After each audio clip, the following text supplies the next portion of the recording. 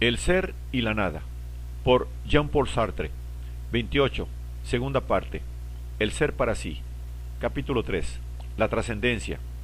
1. El conocimiento como tipo de relación entre el para sí y el en sí.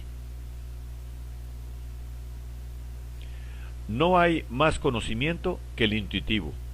La deducción y el discurso, impropiamente llamados conocimientos, no son sino instrumentos que conducen a la intuición. Cuando ésta se alcanza, los medios utilizados para alcanzarla se borran ante ella. En el caso en que no puede alcanzarse, el razonamiento y el discurso quedan como marcas indicadoras que apuntan hacia una intuición fuera de alcance. Si, por último, se la ha alcanzado, pero no es un modo presente de mi conciencia, las máximas de que me sirvo quedan como resultados de operaciones anteriormente efectuadas. Lo que llamaba Descartes recuerdos de ideas. Y si se pregunta qué es la intuición, Husserl responderá, de acuerdo con la mayoría de los filósofos, que es la presencia en persona de la cosa a la conciencia. El conocimiento pertenece, pues, al tipo de ser que describíamos en el capítulo anterior con el nombre de presencia A. Pero establecimos justamente que el en sí no podía jamás ser presencia por sí mismo. El ser presente, en efecto, es un modo de ser extático del para sí. Nos vemos, pues, obligados a invertir los términos de nuestra definición. La intuición es la presencia de la conciencia a la cosa. Debemos volver, pues, sobre la naturaleza y el sentido de esta presencia del para sí al ser. Demostramos en nuestra introducción, sirviéndonos del concepto no elucidado de conciencia, la necesidad que tiene la conciencia de ser conciencia de algo. En efecto, sólo por aquello de que es conciencia, ésta se distingue a sus propios ojos y puede ser conciencia de sí. Una conciencia que no fuera conciencia de algo no sería conciencia de nada. Pero ahora tenemos elucidado el sentido ontológico de la conciencia o para sí. Podemos, pues, plantear el problema en términos más precisos y preguntarnos, ¿qué puede significar esa necesidad que tiene la conciencia de ser conciencia de algo, si se la considera en el plano ontológico, es decir, en la perspectiva del ser para sí? Sabido es que el para sí es fundamento de su propia nada, en la forma de la diada fantasma reflejo reflejante. El reflejante no es sino para reflejar el reflejo, y el reflejo no es reflejo sino en tanto que permite al reflejante. Así, los dos términos esbozados de la diada apuntan el uno al otro, y cada uno compromete su ser en el ser del otro. Pero, si el reflejante no es nada más que reflejante de ese reflejo, y si el reflejo no puede caracterizarse sino por su ser para reflejarse en ese reflejante, ambos términos de la cuasi diada, apoyando sus dos nadas la una sobre la otra, se anonadan conjuntamente. Es preciso que el reflejante refleje algo para que el conjunto no se desmorone en la nada. Pero si, por otra parte, el reflejo fuese algo independientemente de su ser para reflejarse, sería menester que fuera cualificado, no en tanto que reflejo, sino en sí. Sería introducir la opacidad en el sistema reflejo-reflejante y sobre todo completar la esisparidad esbozada, pues en el para sí el reflejo es también el reflejante, pero si es cualificado, el reflejo se separa del reflejante y su apariencia se separa de su realidad. El cogito se torna imposible. El reflejo no puede ser a la vez algo a reflejar, y nada, a menos que se haga cualificar por algo distinto de él, o, si se prefiere, a menos que se refleje en cuanto a relación con una fuera que no es él. Lo que define el reflejo para el reflejante es siempre aquello a lo cual el reflejo es presencia. Aún una alegría captada en el plano de lo irreflexivo no es sino la presencia reflejada en un mundo riente y abierto, pleno de felices perspectivas. Pero las líneas que preceden nos han hecho prever ya que el no sé pero las líneas que preceden nos han hecho prever ya que él no es esa estructura esencial de la presencia. La presencia implica una negación radical como presencia a aquello que no se es. Es presente a mí lo que yo no soy. Se observará, por otra parte, que ese no ser está implicado a priori por toda teoría del conocimiento. Es imposible construir la noción de objeto si no tenemos originariamente una relación negativa que designe al objeto como aquello que no es la conciencia. Esto estaba bien expresado por el término del no yo en un tiempo de moda, sin que se pudiera descubrir en aquellos que lo empleaban la menor preocupación por fundamentar ese no que cualificaba originariamente al mundo exterior. En realidad, ni el nexo de las representaciones, ni la necesidad de ciertos conjuntos subjetivos, ni la irreversibilidad temporal, ni el recurso al infinito podrían servir de fundamento a una negación ulterior, que recortara el no yo, y lo opusiera al yo como tal, si precisamente esa negación no fuera dada previamente y no fuera el fundamento a priori de toda experiencia. La cosa es antes de toda comparación, antes de toda construcción, lo que está presente ante la conciencia como no siendo conciencia. La relación originaria de presencia, como fundamento del conocimiento, es negativa, pero como la negación viene al mundo por el para sí, y la cosa es lo que es, en la indiferencia absoluta de la identidad, la cosa no puede ponerse como no siendo el para sí. La negación viene del propio para sí. No ha de concebirse esta negación como si se tratara de un juicio que recayera sobre la cosa misma y negara que ella fuera el para sí. Este tipo de negación sólo sería concebible si el para sí fuese una sustancia acabada, y aún en este caso no podría emanar sino de un tercer término que estableciera desde afuera una relación negativa entre dos seres. Pero, por la negación original, él es para sí, pero por la negación original es el para sí quien se constituye como no siendo la cosa, de suerte que la definición que hace poco dábamos de la conciencia puede enunciarse como sigue, en la perspectiva del para sí. El para sí es un ser para el cual en su ser está en cuestión su ser, en tanto que este ser es esencialmente una determinada manera de no ser un ser que él pone a la vez como diferente de él. El conocimiento aparece, pues, como un modo de ser. El conocer no es ni una relación establecida posteriormente entre dos seres, ni una actividad de uno de estos seres, de estos dos seres, ni una cualidad, propiedad o virtud. Es el ser mismo del para sí en tanto que presencia a, es decir, en tanto que ha de ser su ser, haciéndose no ser cierto ser al cual es presente. Esto significa que el para sí no puede ser sino en el modo de un reflejo que se hace reflejar como no siendo determinado ser.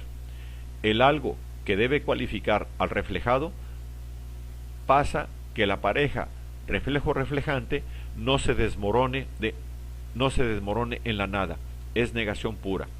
El reflejado se hace cualificar afuera, junto a determinado ser, como no siendo ese ser. Como no siendo ese ser, es precisamente lo que se llama ser conciencia de algo. Pero hemos de precisar lo que entendemos por esa negación originaria. Conviene, en efecto, distinguir dos tipos de negación, la externa y la interna. La primera aparece como un puro nexo de exterioridad establecido entre dos seres por un testigo. Cuando digo, por ejemplo, la mesa no es la pluma, es harto evidente que el fundamento de esta negación no está ni en el tintero ni en la mesa. Ambos objetos son lo que son. Eso es todo. Su negación es como un nexo categorial e ideal que establezco entre ellos sin modificarlos en absoluto, sin enriquecerlos ni empobrecerlos, en la más mínima cualidad. Esa síntesis negativa ni siquiera los roza, y como no sirve ni para enriquecerlos ni para constituirlos, permanece estrictamente externa. Pero puede ya adivinarse el sentido de la otra negación, si se consideran frases como no soy rico o no soy apuesto, pronunciadas con cierta melancolía, no significan solamente que se descarta cierta cualidad, sino que la propia negación viene a influir en su estructura interna al ser positivo de quien se la niega.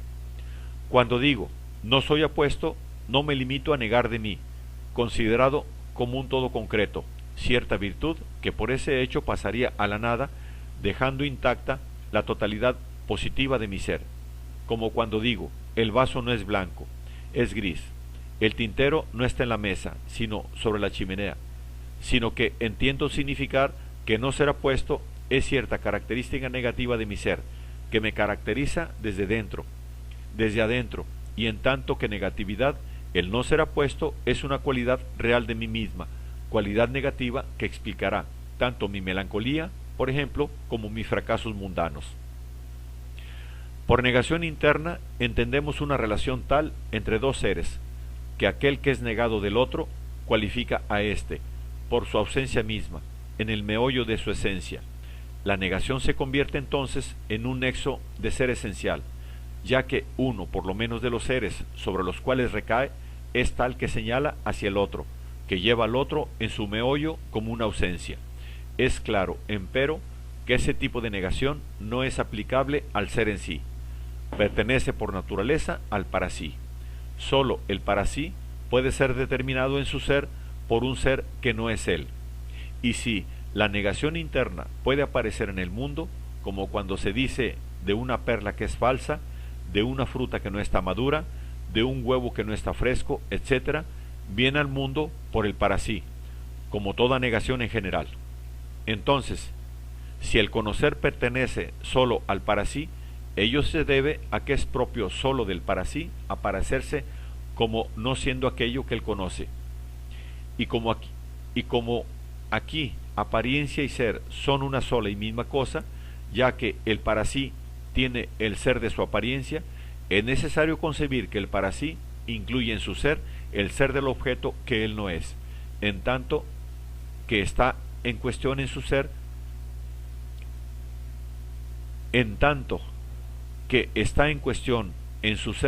es como no siendo ese ser. Es preciso desprenderse aquí de una ilusión que podría formularse de este modo, para constituirse a sí mismo como no siendo tal o cual ser. Es menester previamente tener, de cualquier manera, un conocimiento de ese ser, pues no puedo juzgar acerca de mis diferencias con respecto a un ser del cual no sé nada.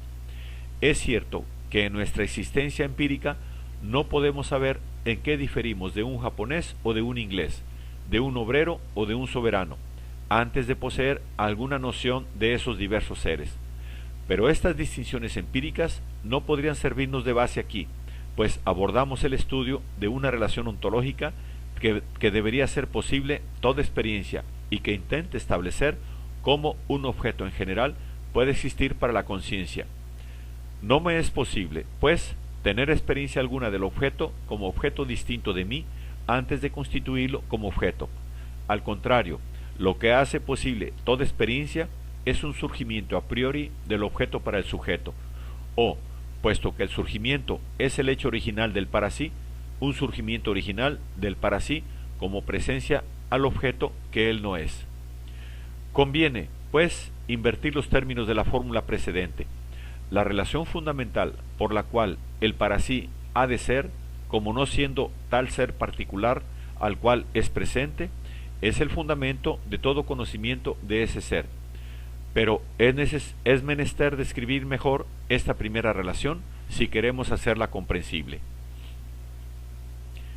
Lo que queda como verdadero en el enunciado de la ilusión intelectualista que denunciábamos en el párrafo anterior es el hecho de que no puedo determinarme a no ser un objeto que estuviera originariamente escindido de todo nexo conmigo. No puedo negar que yo sea tal o cual ser, a distancia de ese ser. Si concibo un ser enteramente cerrado en sí, este ser en sí mismo será sencillamente lo que es, y por ello no se encontrará en él lugar ni para una negación ni para un conocimiento.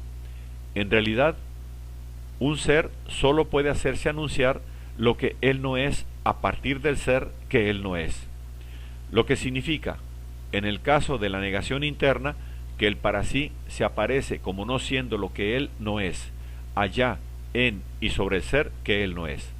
En este sentido, la negación interna es un nexo ontológico concreto.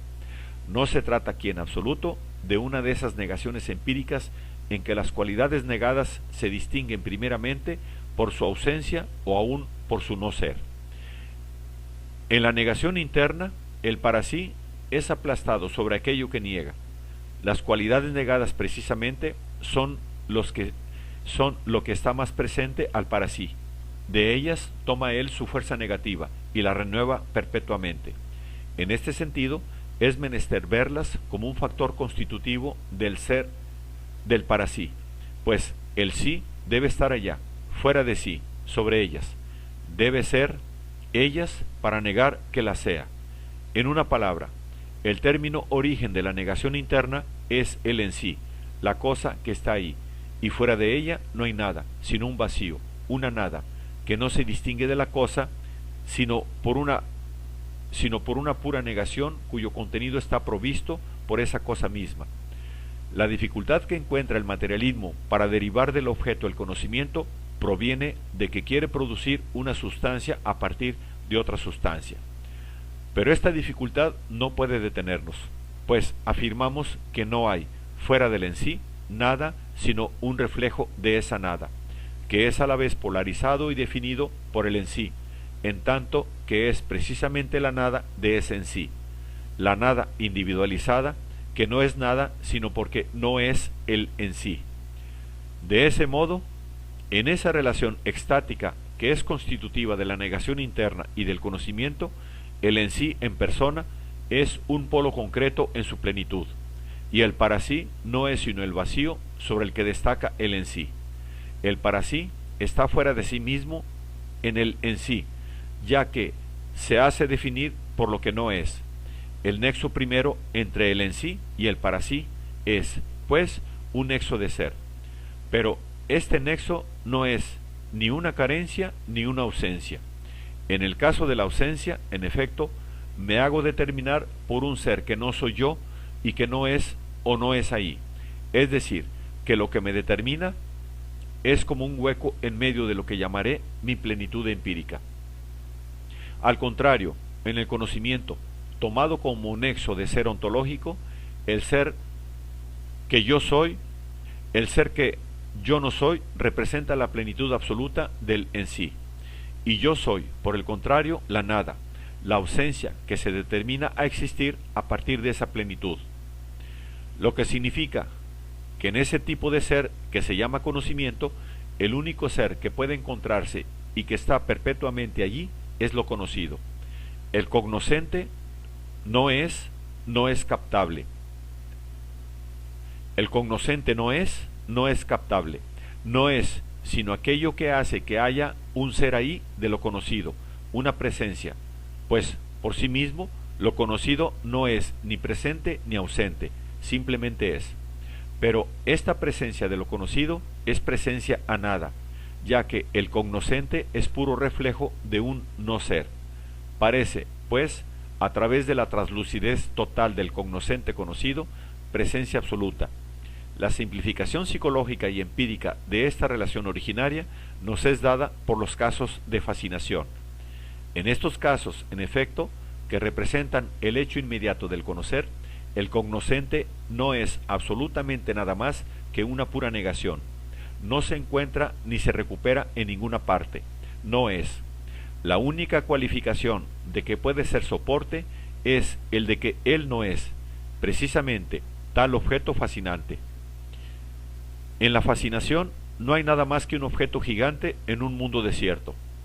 Empero, la intuición fascinada no es en modo alguno fusión con el objeto, pues la condición para que haya fascinación es que el objeto se destaque con relieve absoluto sobre un fondo de vacío, es decir, que yo sea precisamente negación inmediata del objeto y nada más que eso. Es la misma negación pura que encontramos en la base de las intuiciones panteísticas descritas a veces por Rousseau como acaecimientos psíquicos concretos de su historia. Nos declara entonces que se fundía en el universo, que sólo el mundo se encontraba de pronto presente como presencia absoluta y totalidad incondicionada. Ciertamente, podemos comprender esta presencia total y desierta del mundo, su puro ser ahí. Ciertamente, admitimos muy bien que en ese momento privilegiado no haya habido nada más que el mundo. Pero esto no significa, como Rousseau lo reconoce, que haya fusión de la conciencia en el mundo. Esta fusión significaría la solidificación del para sí en sí, y a la vez la desaparición del mundo del en sí como presencia. Verdad es que no hay nada más que el mundo, en panteística, salvo aquello que hace que el en sí esté presente como mundo, es decir, una negación pura que es conciencia no tética de sí como negación. Y precisamente porque el conocimiento no es ausencia sino presencia, no hay nada que separe al cognoscente de lo conocido. A menudo se ha definido la intuición como presencia inmediata de lo conocido al cognoscente, pero rara vez se ha reflexionado sobre las exigencias de la noción de inmediatez. La inmediatez es la ausencia de todo mediador, y esto es evidente, pues si no, solo sería conocido el mediador y no lo mediatizado. Pero, si no podemos dar intermediario alguno, por supuesto, es menester que rechacemos a la vez la continuidad y la discontinuidad como tipo de presencia del cognoscente a lo conocido. No admitiremos, en efecto, que haya continuidad entre el cognoscente y lo conocido, pues ello supone un término intermedio que sea a la vez conocido y cognoscente, lo que suprime la autonomía del cognoscente respecto de lo conocido, comprometiendo al ser del cognoscente en el ser de lo conocido. Entonces, desaparece la estructura del objeto, ya que el objeto exige ser negado absolutamente por el para sí, en tanto que ser del para sí. Pero tampoco podemos considerar la relación originaria del para sí con el en sí como una relación de discontinuidad. Ciertamente, la separación entre dos elementos discontinuos es un vacío, es decir, nada, pero una nada realizada, es decir, en sí. Esta nada sustancializada es como tal un espesor no conductor, destruye la inmediatez de la presencia, pues se ha convertido en algo en tanto que nada. La presencia del para sí al en sí, al no poder expresarse ni en términos de continuidad ni en términos de discontinuidad, es pura identidad negada. Para hacerla captar mejor, usemos una comparación. Cuando dos curvas son tangentes entre sí, ofrecen un tipo de presencia sin intermediarios, pero entonces el ojo no capta sino una sola línea todo a lo largo de la mutua tangencia. Aun si se enmascaran ambas curvas y solo fuera dado ver la longitud AB en que son tangentes, resultaría imposible distinguirlas. Pues, en efecto, lo que las separa es nada. No hay continuidad ni discontinuidad, sino pura identidad. Desenmascararemos de pronto ambas figuras y las captaremos nuevamente como siendo dos en toda su longitud respectiva. Esto no proviene de una brusca separación de hecho realizada súbitamente entre ellas, sino de que los dos movimientos por los cuales trazamos las dos curvas para percibirlas implican cada uno una negación como acto constituyente.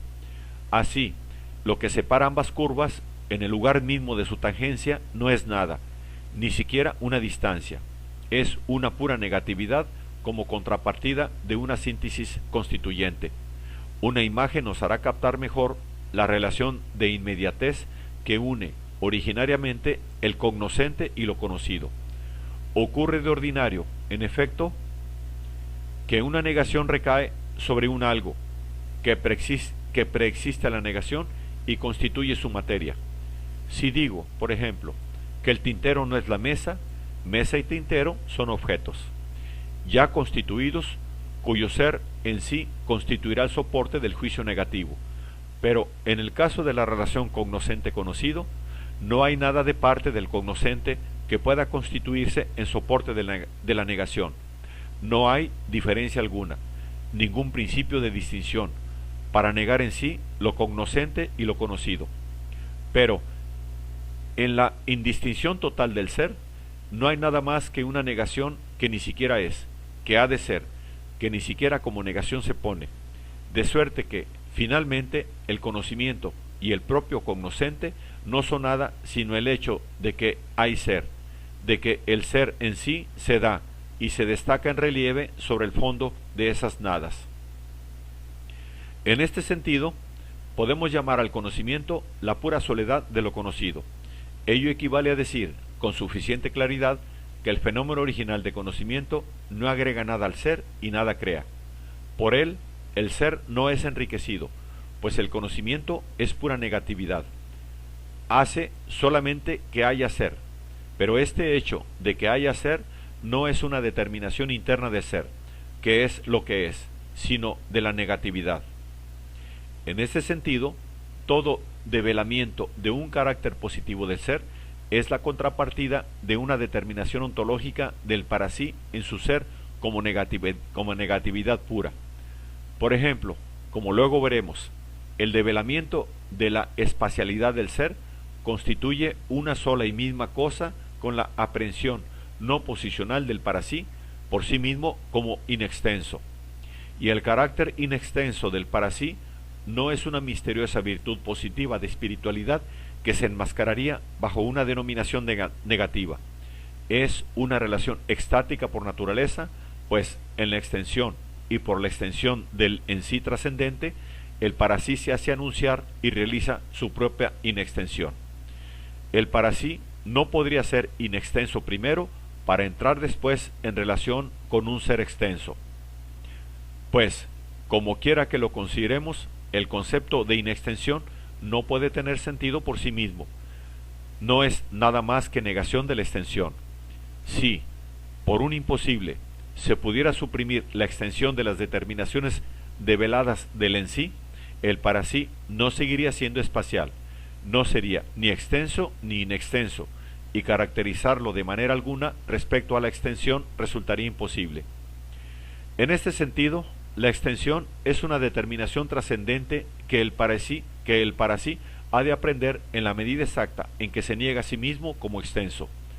Por eso, el término que mejor nos parece significar esa relación interna entre conocer y ser es la palabra realizar, que utilizábamos hace poco, con su doble sentido ontológico y gnóstico.